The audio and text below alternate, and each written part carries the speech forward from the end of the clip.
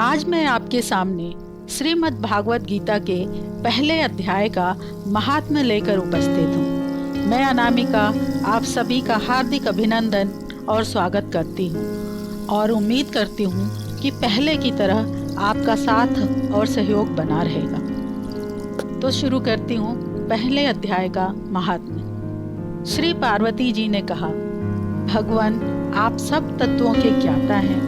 आपकी कृपा से मुझे श्री विष्णु संबंधी नाना प्रकार के धर्म सुनने को मिले जो समस्त लोक का उद्धार करने वाले हैं। देवेश, अब मैं गीता का महात्म्य सुनना चाहती हूँ, जिसका श्रवण करने से श्री हरि में भक्ति बढ़ती है। श्री महादेव जी बोले, जिनका श्री विग्रह अलसी के फूल की भांति श्याम वर्ण का है, पक्षीराज गरुड़ ही जिनके वाहन है, जो अपनी महिमा से कभी च्युत नहीं होते तथा शेषनाग की सैया पर शयन करते हैं, उन भगवान महाविष्णु की हम उपासना करते हैं। एक समय की बात है, मूर दैत्य के नासक भगवान विष्णु शेषनाग के रमणीय आसन पर सुखपूर्वक विराजमान थे। उस समय समस्त लोगों को आनंद देने वाली भगवती लक्ष्मी ने आदर पूर्वक प्रश्न किया। श्री लक्ष्मी ने पूछा, भगवान आप संपूर्ण जगत का पालन करते हुए भी अपने ऐश्वर्य के प्रति उदासीन से होकर जो इस क्षीर सागर में नींद ले रहे हैं, इसका क्या कारण है? श्री भगवान बोले, सुमुखी मैं नींद नहीं ले रहा हूँ, अपितु तत्व का अनुसरण करने वाली अंतर्दृष्टि के द्वारा अपने ही महेश्वर तेज का साक्षात्कार कर रहा हूँ। देवी, यह वही तेज है जिसका योगी पुरुष कुशाग्र बुद्धि के द्वारा अपने अंतःकरण में दर्शन कराते हैं तथा जिसे मीमांसक विद्वान वेदों का सार तत्व निश्चित करते हैं। वह महेश्वर तेज एक अजर प्रकाश स्वरूप आत्म रूप, रोग शोक से रहित अखंड आनंद का पुंज, निस्पंदन निरीह तथा दैत्य रूप रहित है। इस जगत का जीवन उसी के अधीन है, मैं उसी का अनुभव करता हूँ। देवेश्वरी, यही कारण है कि मैं तुम्हें नींद लेता सा प्रतीत हो रहा हूँ। श्री लक्ष्मी ने कहा, ऋषिकेश आप ही योगी पुरुषों के ध्येय हैं। आपके अतिरिक्त भी कोई ध्यान करने योग्य तत्व है? यह जानकर मुझे बड़ा कौतूहल हो रहा है। इस चराचर जगत की सृष्टि और संहार करने वाले स्वयं आप ही हैं। आप सर्व समर्थ हैं। इस प्रकार की स्थिति में होकर भी यदि आप उस परम तत्व से भिन्न हैं, तो मुझे उसका बोध कराइए। श्री भगवान बोले, प्रिय, आत्मा का स्वरूप द्वैत और अद्वैत से पृथक, भाव और अभाव से मुक्त तथा आदि और अंत से रहित है। शुद्ध ज्ञान के प्रकाश से उपलब्ध होने वाला तथा परमानंद स्वरूप होने के कारण एकमात्र सुंदर है। वही मेरा ईश्वरीय रूप है। आत्मा का एकत्व ही सबके द्वारा जानने योग्य है। गीता शास्त्र में इसी का प्रतिपादन हुआ है।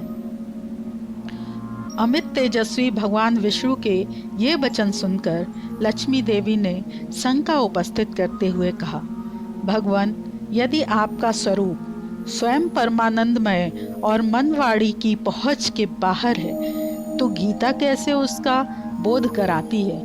मेरे इस संदेह का आप निवारण कीजिए। श्री भगवान बोले, सुंदरी सुनो, मैं गीता में अपनी स्थिति का वर्णन करता हूँ। क्रमशः 5 अध्यायों को तुम 5 मुख जानो, 10 अध्यायों को 10 भुजाएं समझो तथा 1 अध्याय को उदर और 2 अध्यायों को दोनों चरण कमल जानो। इस प्रकार यह 18 अध्यायों की वाड्मयी ईश्वरीय मूर्ति ही समझनी चाहिए। यह ज्ञान मात्र से ही महान पातकों का नाश करने वाली है। जो उत्तम बुद्धि वाला पुरुष गीता के एक या आधे अध्याय का अथवा एक आधे या चौथाई श्लोक का भी प्रतिदिन अभ्यास करता है, वह सुशर्मा के समान मुक्त हो जाता है। श्री लक्ष्मी जी ने पूछा, देव, सुशर्मा कौन था, किस जाति का था और किस कारण से उसकी मुक्ति हुई? श्री भगवान बोले, प्रिय, सुशर्मा बड़ी खोटी बुद्धि का मनुष्य था। पापियों को तो वह शिरोमणि ही था।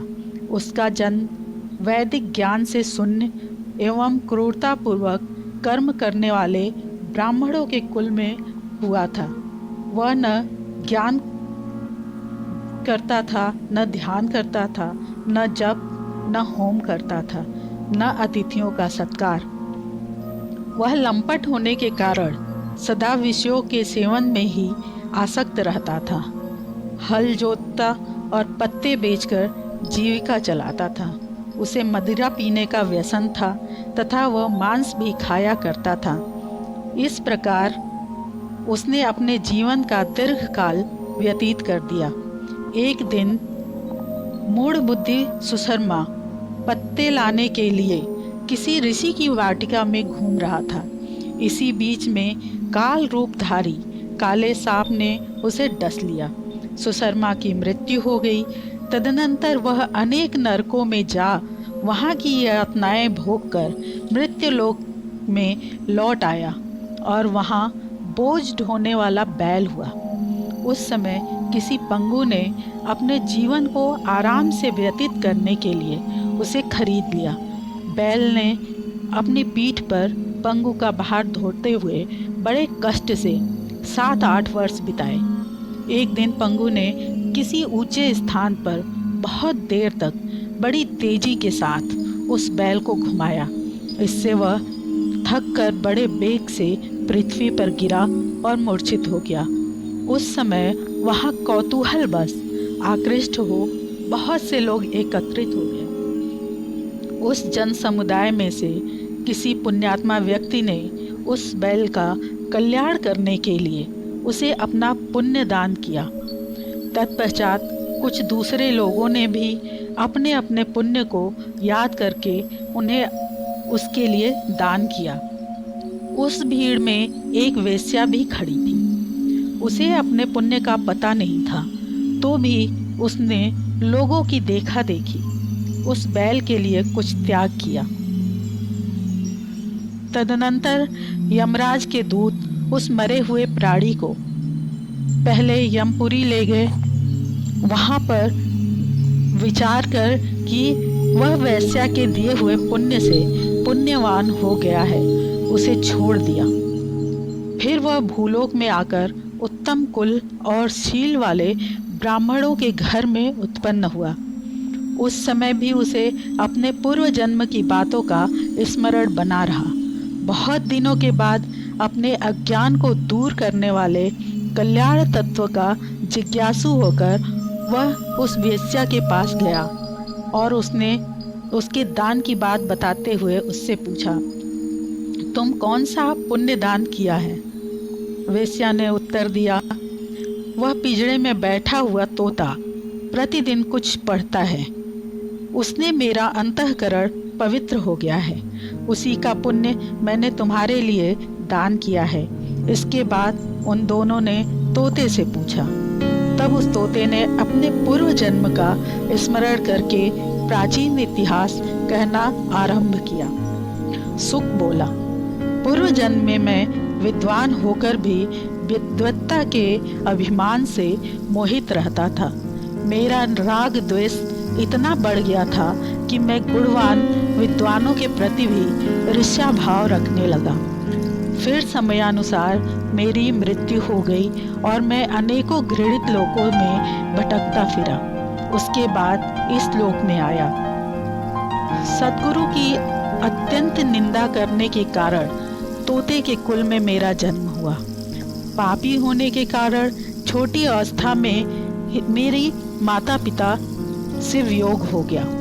एक दिन मैं ग्रीष्म ऋतु में तपे हुए मार्ग पर पड़ा था। वहाँ से कुछ श्रेष्ठ मुनि मुझे उठा लाए और महात्माओं के आश्रम में एक पिंजड़े में रख दिया। वहीं मुझे पढ़ाया गया। ऋषियों के बालक बड़े आदर के साथ गीता के प्रथम अध्याय की आवृत्ति करते थे। उन्हीं से सुनकर मैं भी बारंबार पाठ करने लगा। इसी बीच में एक चोरी करने वाला बहेलिया मुझे वहां से चुरा लिया। तत्पश्चात इस देवी ने मुझे खरीद लिया। यही मेरा वृत्तांत है, जिसे मैंने आप लोगों को बता दिया। पूर्व काल में मैंने इस प्रथम अध्याय का अभ्यास किया था, जिससे मैंने अपने पापों को दूर किया है। फिर उसी से इस वेश्या का भी अंतःकरण शुद्ध हुआ है और उसी के पुण्य से ये द्विज श्रेष्ठ सुशर्मा भी पाप मुक्त हुए हैं। इस प्रकार परस्पर वार्तालाप और गीता के प्रथम अध्याय के महात्म्य की प्रशंसा करके वे तीनों निरंतर अपने अपने घर पर गीता का अभ्यास करने लगे। फिर ज्ञान प्राप्त करके वे मुक्त हो गए। इसलिए जो गीता के प्रथम अध्याय को पढ़ता, सुनता तथा अभ्यास करता है, उसे इस भवसागर को पार करने में कोई कठिनाई नहीं होती है। जय सनातन, जय भारत।